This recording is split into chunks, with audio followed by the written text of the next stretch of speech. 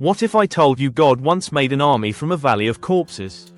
And what if that same miracle could happen in your life, today?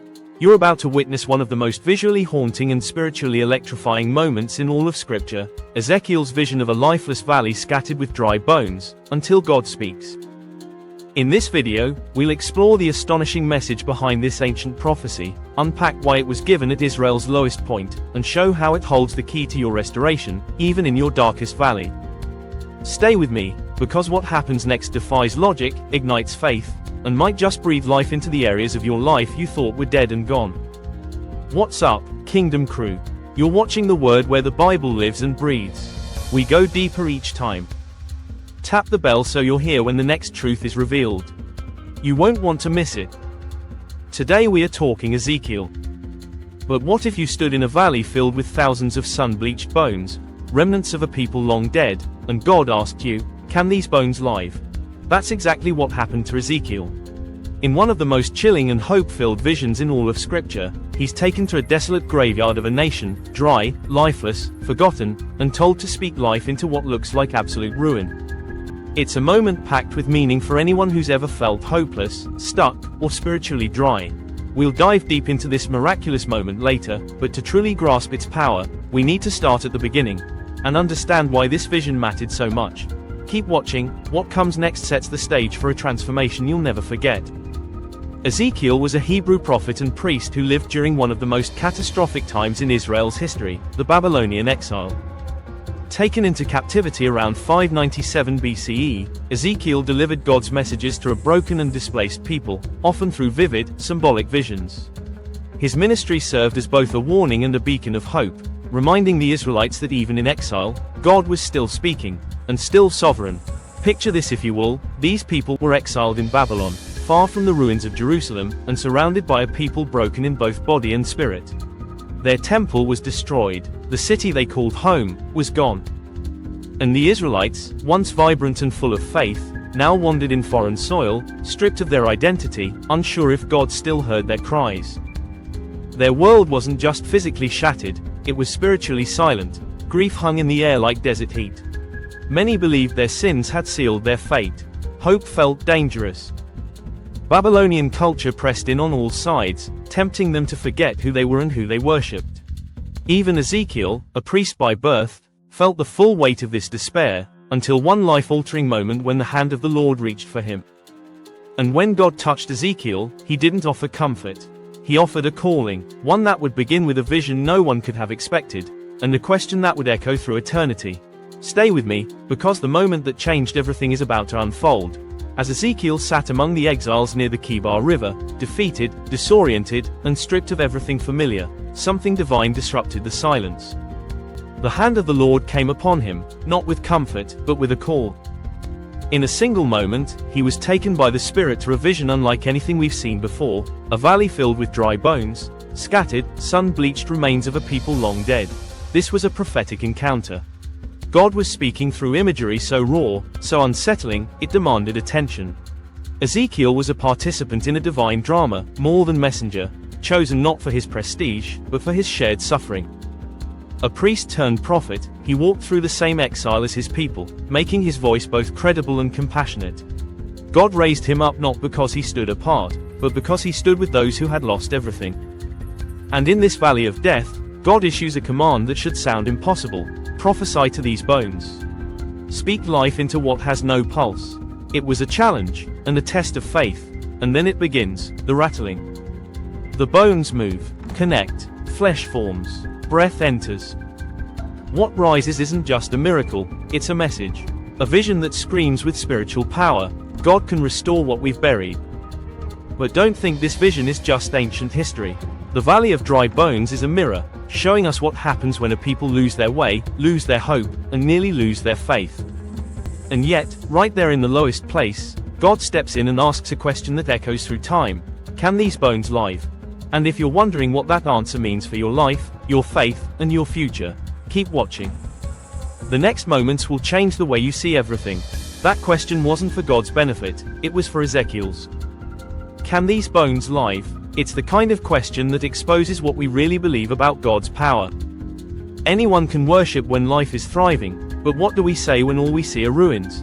Ezekiel doesn't pretend to have the answer. He doesn't speculate or offer empty optimism. He replies with simple reverence. "O Lord God, you know." How about that faith? Unbelievable. No doubt there, just surrender to our Almighty. It's the kind of answer that trusts in God's sovereignty even when every visible sign points to death. And that's exactly where God begins his work. Because faith isn't about ignoring the bones. It's about trusting that God can still speak to them. And then comes the turning point. God commands Ezekiel to prophesy. Not once, but twice. First to the bones, so they reconnect, realign, and take shape. Then to the breath, so they can actually live. Imagine that scene. What was once a silent graveyard becomes the stage for resurrection. Bones clatter like thunder, muscles knit together, flesh wraps around skeletons. Still, there's no life, until the wind comes. God tells Ezekiel to call on the four winds, symbolizing the Holy Spirit, to breathe into them. And when it does, lifeless bodies rise to their feet. Not as individuals, as an army. Take a moment to let that vision sink in. Not just bones rising, but a complete transformation. What once was dead is now ordered and alive. What began in hopelessness becomes a divine mission. The scattered remnants of a broken people stand tall as a unified, spirit-filled army, restored, renewed, and ready. But here's what most people miss. This vision wasn't just about Israel's physical restoration, it was about spiritual revival. God was saying, I can bring you back, not just to your land, but to your calling. Not just to survival, but to strength. And this isn't just their story. It's ours too. Because if you've ever felt spiritually dry, emotionally numb, or cut off from God's presence, well then you've stood in that valley too, friend. And the same Spirit who raised an army from bones is still breathing today. The real question is, will you listen when he tells you to speak? Will you dare to believe for restoration when all you see is ruin? And when his Spirit moves, will you be ready to rise with it? Stay with me, because what happens next will show you how to walk out of your own valley, not empty, but empowered. As we reflect on this profound exchange, we are encouraged to consider our own situations of hopelessness. Because folks, this wasn't just about Ezekiel's obedience, it's about ours too. Because at some point, all of us will find ourselves standing in a valley of our own. Dry bones don't just belong to ancient Israel. They show up in the silence between two people who used to love each other. In the dead-end job that used to feel like a calling. In the faith that once burned bright but now flickers like a dying ember. And it's in those places God still asks, do you believe this can live again? It's a question that doesn't demand explanation, it demands faith. Not a shallow positivity, but a deep, Holy Spirit-rooted trust that even now, God can breathe life where there's only dust. Ezekiel didn't offer a strategy. He didn't panic. He simply said, Lord, you know. And that simple confession opened the door for the miraculous. Then God did something even bolder. He told Ezekiel to speak. Not to kings. Not to crowds. But to bones. And when he did, the impossible began to unfold. One bone found another. Skeletons reassembled, as if the grave was playing in reverse. Then tendons stretched, muscles grew, skin wrapped tight. But there was still no life, until the wind came. And that's the heartbeat of this story. Structure alone isn't enough. Appearance isn't enough. You need the breath. You need the Spirit. Because the same God who formed man from dust still fills what he forms. He doesn't just put us back together, he brings us to our feet. This vision was a message. When God's word is obeyed, and his Spirit is welcomed, even the most hopeless spaces can turn into battlegrounds of revival. And here's the deeper truth. Restoration doesn't happen all at once. It's a process. First, things start to reconnect, fragments come together. Then the strength forms, faith gets reinforced. But life itself, that only happens when the Spirit breathes. And when it does, you don't just recover, you rise, not as a scattered remnant, but as a unified force, not barely alive, but commissioned. God's revival doesn't end with healing, it launches his people into their calling, so keep watching. What God began in Ezekiel's valley might just be what he wants to do in yours. Life often feels like a valley of dry bones, moments where everything seems broken, lifeless, or beyond repair. Maybe it's a relationship shattered by hurt, a career stalled by setbacks, or a faith that's grown cold and distant. In those seasons, hope can seem impossible, and the future uncertain. But Ezekiel's vision shows us that transformation isn't instant, it's a journey marked by stages. First, broken pieces begin to gather and reconnect. Then strength builds, our faith, character, and community are woven back together. Finally, when we open our hearts to the Holy Spirit, true life surges in, bringing revival that can only come from God. That breath of God, the Ruach, that means both breath and spirit, is what animates every restored soul. Without it, even the most healed body remains lifeless. It's the Spirit who fills us with purpose, passion, and power to live out the calling God has placed on our lives. And this renewal isn't just personal, it's collective. When God revives individuals, He forms a community, a living, breathing army united to spread hope and healing in a broken world. If you're feeling dry or disconnected, know this: spiritual revival begins when you recognize your need for God's presence and invite His Spirit to breathe new life into your heart. It may require surrender, letting go of fear, doubt, and pain, but God promises restoration.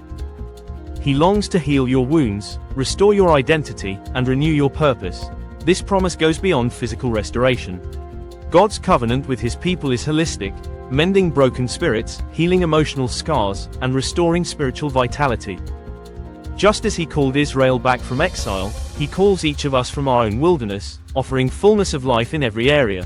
When we lean into God amid struggle, we discover His character in you. A compassionate Father who walks beside us, a faithful healer who mends what's broken, and a mighty Redeemer who breathes life into the lifeless. Our stories of restoration become testimonies, markers of God's power at work that inspire others to seek Him in their valleys too. Through every challenge, God invites us into a deeper relationship with Him, one that transforms not only our circumstances but our very selves. So when you feel like dry bones, scattered, worn, and hopeless, remember Ezekiel's vision. God's Spirit still breathes, He still restores, and through Him, new life is always possible. This is the heart of the Valley of Dry Bones. No matter how broken your story seems today, God's power can make you whole again. You're not alone, and your resurrection is coming. As we close our journey through Ezekiel's powerful vision, take a moment to let its message sink deep into your heart. No matter how lifeless or broken your circumstances may seem, God's Spirit has the power to bring restoration, renewal, and unstoppable hope. This is not just an ancient story, it's a living promise for each of us today. If this message has stirred something within you, don't keep it to yourself. Subscribe, like, and share this video so we can grow this community of faith together, lifting each other up and walking boldly into the transformative power of God's love. And don't miss what's coming next. A fascinating dive into the life of Ishmael, Abraham's forgotten son, a story filled with unexpected lessons about God's mercy, purpose, and redemption that will challenge and inspire you. Thank you for being part of this journey. Stay curious, stay faithful, and let's keep discovering how God breathes life into every valley of our lives.